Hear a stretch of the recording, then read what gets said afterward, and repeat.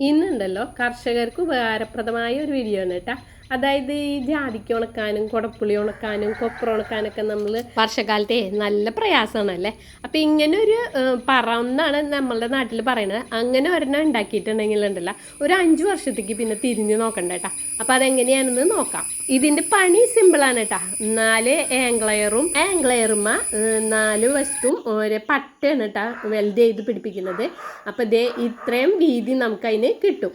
ഈ ആംഗ്ലയറിൻ്റെയും പിന്നെ ഈ വെൽഡ് ചെയ്ത് പിടിച്ചതിൻ്റെ പട്ടയും കൂടി ആകുമ്പോൾ ഇത്രയും വീതി കിട്ടും. അപ്പോൾ കൊപ്ര ആയാലും കുടപ്പുളി ആയാലും ജാതിക്ക ആയാലും ഒന്നും നിലത്തേക്ക് വീണ് പോവില്ല. അതിന് മുകളിൽ മെഷാണ് നമ്മൾ ഇട്ട് കൊടുക്കുന്നത്. അപ്പോൾ ഈ ഒരു വലിപ്പത്തിലുള്ള മെഷാണ് നമ്മൾ വാങ്ങിയിട്ടുള്ളത്. കണ്ട,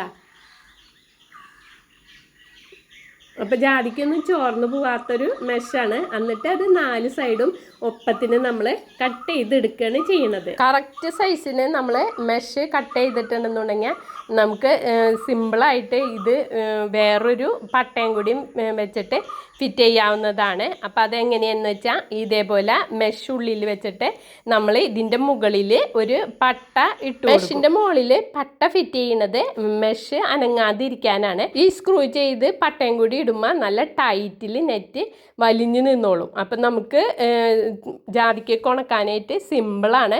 അപ്പം ഇതേപോലെ പട്ട ഇട്ട് കൊടുത്തിട്ട് നമ്മൾ സ്ക്രൂ ചെയ്യാണ് ചെയ്യണത്. ഇങ്ങനെ ചിമ്മിനിയും അടുപ്പൊക്കെ ഉള്ളവർക്ക് ഇതേപോലെ ഒരു പറ ഉണ്ടാക്കിയിട്ടുണ്ടെന്നുണ്ടെങ്കിൽ നമുക്ക് വർഷക്കാലത്ത് ജാതിക്ക ഉണക്കാനും കുടപ്പുളി ഉണക്കാനൊക്കെ സിമ്പിളാണ്. ഇങ്ങനെ ഒരു മെത്തേഡിൽ ഒരു പറ ഉണ്ടാക്കിയിട്ടുണ്ടെന്നുണ്ടെങ്കിൽ അപ്പം ഈ മെഷ് നല്ല ടൈറ്റിൽ നമ്മൾ വലിച്ച് പട്ട ഇട്ട് കൊടുത്തിട്ട് ടൈറ്റ് ചെയ്ത് കൊടുക്കണം.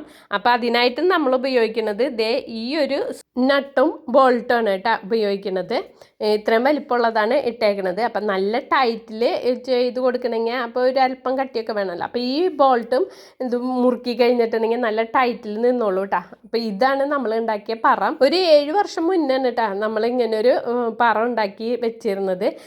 അത് ദ്രവിച്ചു. അപ്പം ഈ മെഷ് ദ്രവിച്ചു. അത് കാരണം മെഷ് മാറ്റിയപ്പോൾ ഒരു വീഡിയോ എടുത്തുന്നിട്ട് ഇത് അറിയാത്തവർക്ക് ഒന്ന് കാണിച്ചു കൊടുക്കാമല്ലോ. അപ്പം 4 സൈഡിലും നമ്മ ചുമരുമ്മ കമ്പി ഫിറ്റ് ചെയ്തിട്ടുണ്ട്. കമ്പി എന്ന് പറഞ്ഞിട്ടുണ്ടെങ്കിൽ ഈ പറ ഇരിക്കണമെങ്കിൽ അല്പം വെയിറ്റ് താങ്ങണമല്ലോ. അപ്പം അല്പം കട്ടി കൂടിയ ഒരു കമ്പിയാണ് കേട്ടോ നമ്മൾ ഈ ചുമരുമ്മ ഇട്ടേക്കണത്. അത് ഇപ്പോൾ 16 mm. എനിക്ക് ശരിക്കും അറിയില്ല. എന്തായാലും നല്ല ഗേജുള്ള കമ്പിയാണ്.